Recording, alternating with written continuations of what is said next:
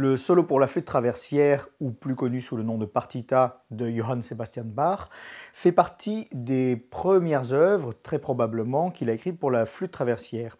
Et c'est la raison pour laquelle j'ai choisi d'utiliser non pas un instrument allemand, mais une flûte française de première génération en 3 parties.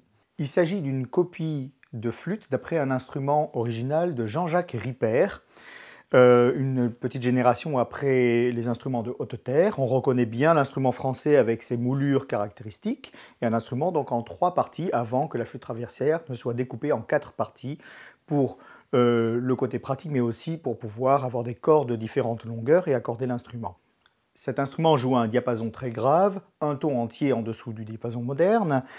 Et pourquoi un instrument français? Eh bien, tout simplement parce que dans la première génération d'usage d'écriture pour la flûte traversière en Allemagne, ce sont des instrumentistes français qui s'étaient installés en Allemagne, qui ont répandu l'instrument et qui l'ont fait connaître, qui l'ont rendu populaire. Et ce sont des instruments de facture française que l'on a connus en Allemagne dans les années 1710-1715 à peu près, avant que des facteurs allemands commencent à copier, à s'approprier et à modifier ces instruments sur les bases françaises.